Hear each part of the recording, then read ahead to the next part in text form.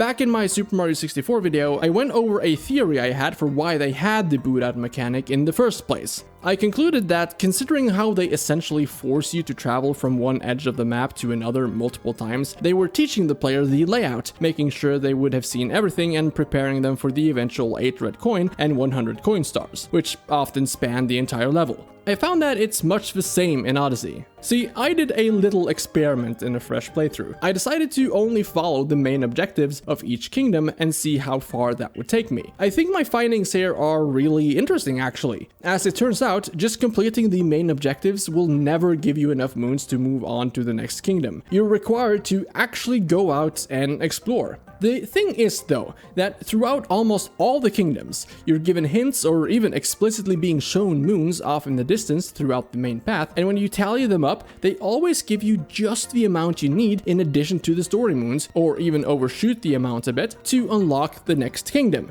And those moons are just the first in a string of moons you'll discover when you decide to go grab them. This also means that because of how you only unlock all the moons once you finish the main story, you're placed in kind of a disadvantageous situation if you decide to go and collect those moons. You could also make that point about the ones that are unlocked from the moon rock in the post game, but those are all marked on your map the instant you unlock them, so it's pretty clear Nintendo anticipated that this could be a problem, but it is a slight issue with the ones unlocked as you're playing the kingdom. They tried to remedy this though by using different techniques elsewhere in the kingdoms to put you on the right path. Almost every scene transition shows off a moon. I mean, look at this camera pan in the Wooded Kingdom for when you travel through this pipe, for example. And almost every situation you find yourself in will have the camera naturally point towards some kind of hint, because remember, there's nothing in Odyssey that's not placed there without intention. So when you jump up on this pillar to collect this moon and see a building in the distance, you instantly know that there's a moon hiding there. And it goes even deeper than that. It goes past simple observational skills and dives into the subconsciousness of the player. Listen, I don't know why I thought to ground pound on this sand dune right here, or this puddle. There was just something telling me that there's something hidden here, and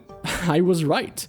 In retrospect, I realized that the reason I felt that way was because the sand dune was the tallest out of any of the surrounding ones, and the puddle was the only body of water that were completely contained by the surrounding landmass, and was also elevated so that the enemy in it appeared taller than the others. This game works its ass off to groom the player into subconsciously noticing stuff like this, to force you into the mindset of the developers. You're taught that anything that seems off is worth exploring, either with glowing spots in special places, unusual geometry, or my all-time favorite, birds.